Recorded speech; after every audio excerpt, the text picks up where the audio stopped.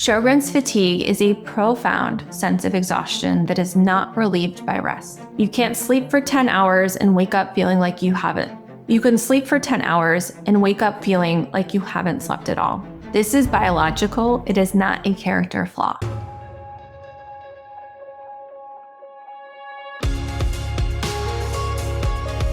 You are not lazy. You are not unmotivated. You are not just done. What you are experiencing is a complex biological symptom called autoimmune fatigue, and it's time we talked about what it actually looks like behind the lab results. Hi, my name is Dr. Kara Wada, quadruple board certified allergy, immunology, lifestyle medicine physician, someone who lives with Sjogren's and dysautonomia myself. Today, we need to talk about something that's probably eating away at you every single day. Let me describe someone. She gets up in the morning, she gets her kids ready for school, she goes to work, handles meetings, makes dinner, helps with the homework. From the outside, she looks fine, functional, maybe even successful. But inside, she's running on fumes. Every task feels like climbing a mountain. By 2 p.m., she is fantasizing about lying down in her office. By evening, she's counting the minutes until she can collapse into bed. And then she lies there feeling guilty because she should have more energy. She should be able to do more. And that's what I call the quietly collapsing high functioner. If that sounds like you, I need you to hear this. You are not failing. You are running an ultra marathon on half a lung and then wondering why you're tired. Today, we're going to pull back the curtain on Sjogren's fatigue. We're going to talk about why it often gets mislabeled as a personality flaw, why overcompensating actually makes it worse, and how you can get the validation you deserve. Let's start by understanding what Sjogren's fatigue actually is, because it's not what most people think. This is not, I stayed up too late, need coffee, tired. It's not, I had a busy week, tired. It's not even, I'm getting older, tired. Sjogren's fatigue is a profound sense of exhaustion that is not relieved by rest. You can't sleep for 10 hours and wake up feeling like you haven't. You can sleep for 10 hours and wake up feeling like you haven't slept at all. This is biological. It is not a character flaw. Let me break down what's actually happening in your body, because understanding this is key to letting go of the guilt. First, inflammatory cytokines. Remember when you had the flu last time and felt absolutely wiped out? That feeling, that crushing fatigue, where even lifting your head off the pillow feels impossible, it's caused by inflammatory molecules called cytokines. Scientists actually call it sickness behavior. With Sjogren's, your body is producing these inflammatory signals at a constant baseline level. It is like having a low-grade flu all the time. Your brain is literally receiving chemical messages that say, you're sick, shut down, conserve energy. This is not in your head, biochemistry. Number 2 is mitochondrial dysfunction. Your mitochondria are the power plants of your cells. They produce energy currency that your body runs on. And in autoimmune conditions, these cellular engines don't work efficiently. They're sputtering, they're struggling to produce the ATP your body needs. Imagine trying to run your entire life on an iPhone battery that only charges to a maximum of 40%. That's what mitochondrial dysfunction feels like. The third, nervous system overdrive. Your autonomic nervous system, the part that controls things like heart rate, blood pressure, stress response, is constantly running in the background, often at a higher level than it should be. Your fight or flight system never truly turns off. And this constant activation is understandably exhausting. It's like having an engine that's always revving, even when the car's parked. Fourth, this pain, sleep, fatigue cycle. Pain disrupts sleep. Poor sleep makes you more sensitive to pain. Both pain and poor sleep deepen fatigue. Vicious cycle that understandably feeds on itself. And this isn't just subjective experience or anecdotal evidence from the hundreds of patients I've seen with Sjogren's. One large study found that approximately 67% of Sjogren's patients scored in the abnormal fatigue range on standardized assessment scales. This is a core feature of the disease, as common as the dry eyes or the dry mouth. But somehow it's the symptom that gets dismissed most often.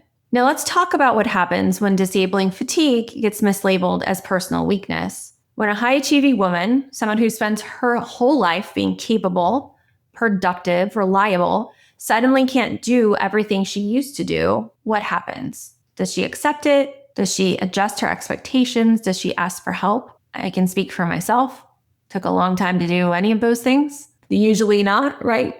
Instead, we tend to overcompensate. push harder on our good days, hide the struggles, trying to keep proving that we're not lazy, and that secretly breaks us faster. So this creates what we call the boom-bust cycle. If you have one good day where you feel somewhat functional, you try to catch up on everything you couldn't do the previous 3 days. You push through, you ignore the warning signs, and then you crash hard. Spend the next 3 days or a week completely wiped out, unable to do even basic tasks. And what do you tell yourself during that crash? What is that internal monologue? I'm so lazy. I'm so weak. Everyone else can handle this. Why can't I? Here's the truth.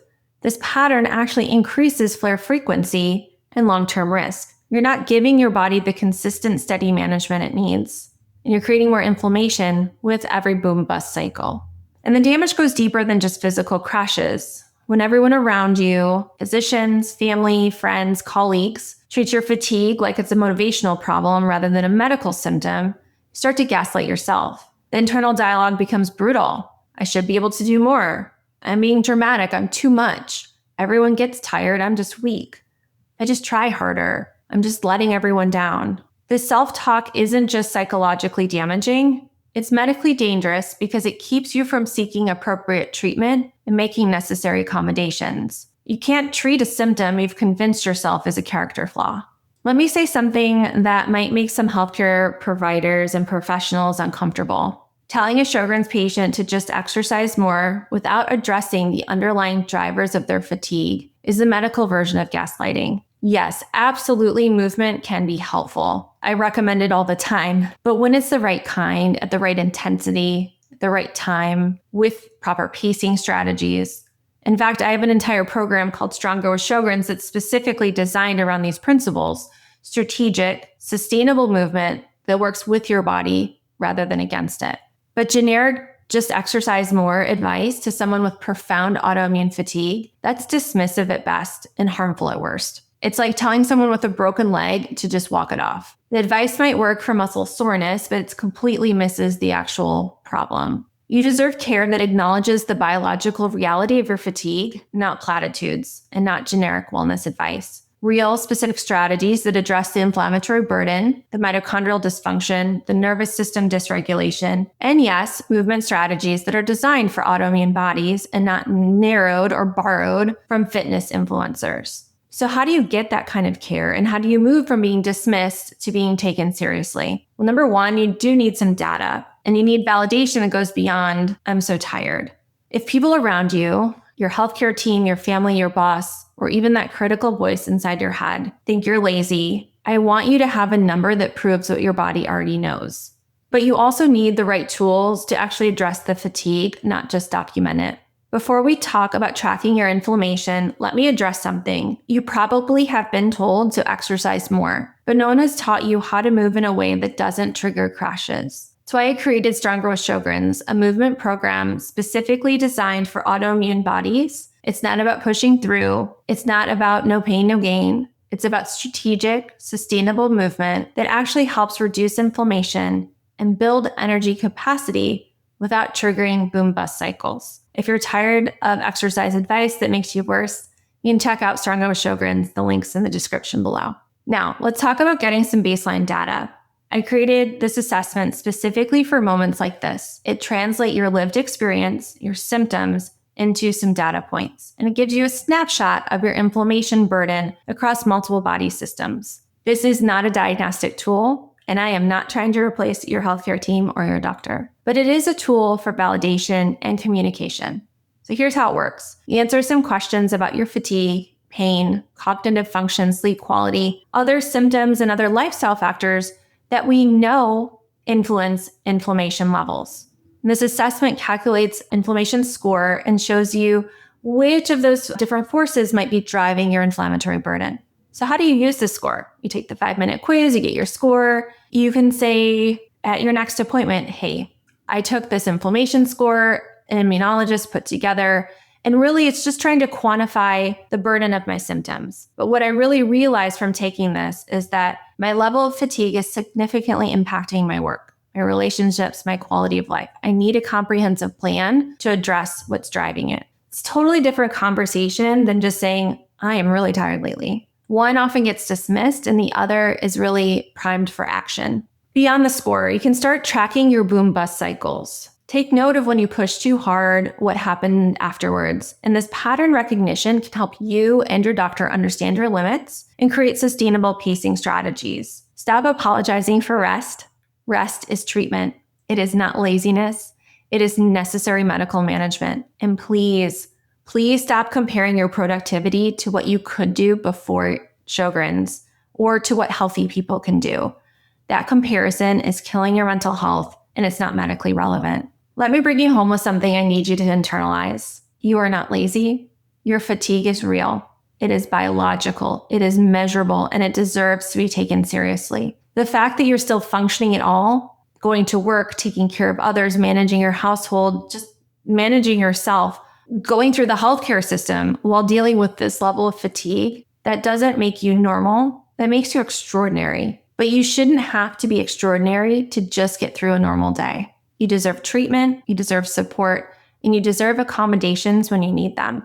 So here's what you could do right now. You can first click the link in the description and take the Immune Confident Inflammation Score. Get the number, validates your experience, and get data that gives you some black and white proof that you are not making this up. Second, stop overcompensating. Now, I know that this is easier said than done, but start small.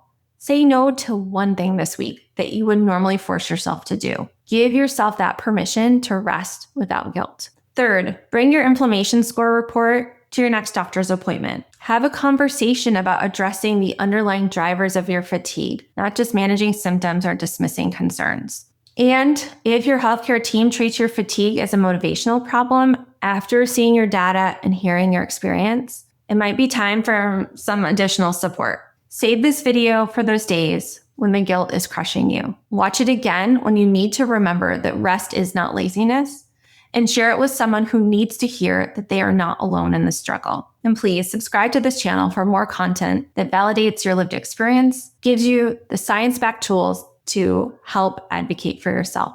Remember, your worth is not measured by your productivity. Your fatigue is not a moral failing, and you deserve the care that treats you like the complex human being you are and not a lazy person who just needs to try harder. Until next time, be well.